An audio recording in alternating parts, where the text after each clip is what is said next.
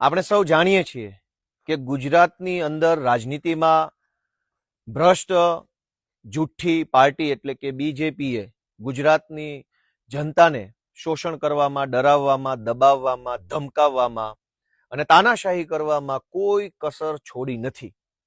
પણ બીજેપી પાર્ટીની આટલી હદ સુધીની તાનાશાહી હોવા છતાંય, આટલી હદ સુધી ગુંડાઓ જેવું વર્તન હોવા છતાંય ગુજરાતના કેટલાક યુવાનો ભાજપની આંખમાં આંખ નાખીને એને લલકારે છે. ભાજપની છાતી ઉપર પગ રાખી અને ગુજરાતના કેટલાક તરવરિયા યુવાનો જનતા માટે લડાઈ લડી રહ્યા છે. અને આ વાત જ ભાજપને ખટકે છે કે જાણે કે અંગ્રેજોનું શાસન હોય એવી રીતે મન ફાવે એવું કરવાની એમને સત્તા છે. તેમ છતાંય ચૈતરભાઈ વસાવા જેવા કે ગોપાલભાઈ કે ઈશુદાનભાઈ કે રાજુભાઈ કરપડા જેવા યુવાનો કેવી રીતે ભાજપની આંખમાં આંખ નાખીને બોલતા થયા છે અને એ વાત એમને ખટકે છે.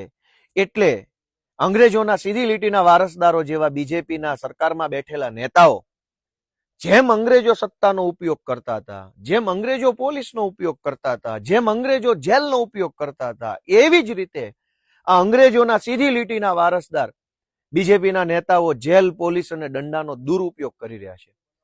ગુજરાતની અંદર આદિવાસી સમાજની ચેતના જગાડવાનું જેમણે કામ કર્યું છે, જે નેતાએ ગુજરાતના યુવાનોનો બુલંદ અવાજ ઉઠાવ્યો છે, જે નેતાએ વર્ષો સુધી કચડાયેલા, દબાયેલા અવાજને વાચા આપવાનું, વિધાનસભામાં વાચા આપવાનું કામ કર્યું છે, એવા આપણા સૌના અને અમારા નેતા આદરણીય ચૈતરભાઈ વસાવાની સાથે દ્વેષ ભાવનાથી, અંગ્રેજી માનસિકતાથી, અંગ્રેજોની માનસિકતાથી બીજેપી પાર્ટી અત્યારે બદલાની ભાવનાથી કામ કરી રહી છે.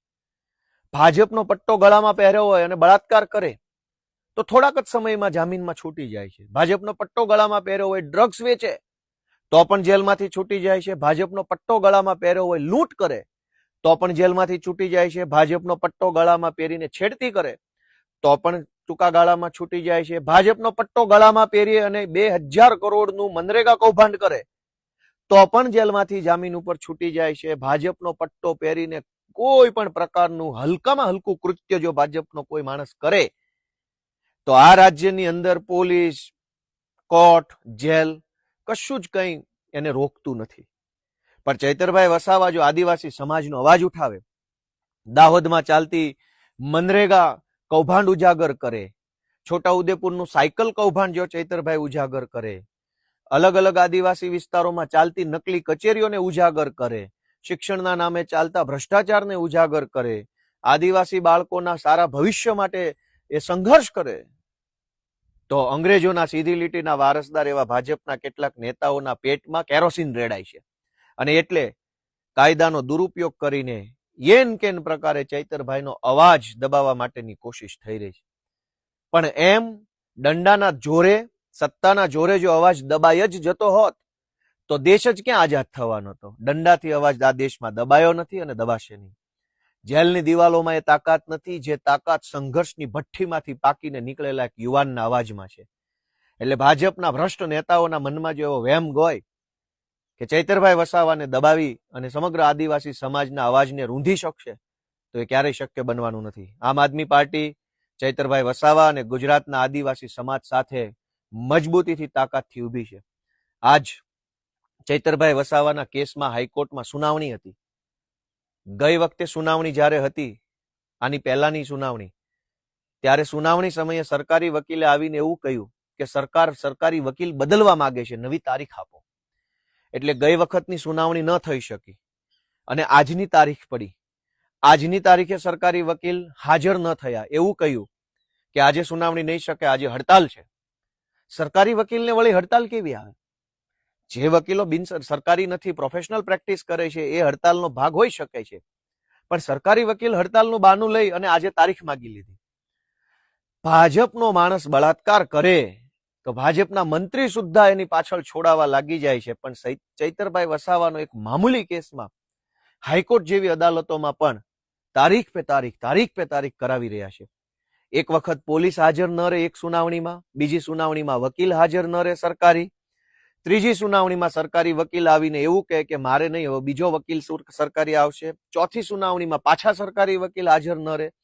આવી રીતે કાયદાનો અને કાયદાની પ્રક્રિયાનો ભયંકર દુરુપયોગ કરીને ગુજરાતના આદિવાસી સમાજનું અપમાન કરવાનું, ગુજરાતના આદિવાસી સમાજનો અવાજ દબાવવાનું કામ ભ્રષ્ટ જુઠ્ઠી પાર્ટી એટલે કે બીજેપીના કેટલાક હલકી માનસિકતા ધરાવતા નેતાઓ કરી રહ્યા છે.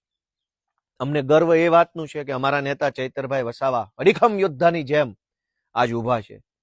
ભાજપની સત્તાની અંદર એ તાકાત નથી કે ચૈતરભાઈ વસાવા કે ઈશુદાનભાઈ કે ગોપાલભાઈ જેવા નેતાઓને આંખમાં આંખ નાખીને બોલતા રોકી શકે. એ અમારી તાકાત છે. ભાજપની સત્તા કે ભાજપના દંડામાં એ દમ નથી કે અમારી જેવા યુવાનોને બોલતા રોકી શકે, અમારી જેવા યુવાનોને આંખ ફાડીને જોતા રોકી શકે. સમય આજ ભાજપની તાનાશાહીનો છે, પણ સમય ક્યારે આવો નહીં રહે. અન્યાય, અત્યાચાર અને અનીતિનું શાસન ધ્વસ્ત થશે. આ શાસન પડી ભાંગશે અને ગુજરાતની અંદર જનતાના શાસનનો ઉદય થશે. એના પાયાની અંદર ચૈતરભાઈ વસાવા જેવા ક્રાંતિકારી આદિવાસી યોદ્ધાનું યોગદાન રહેશે.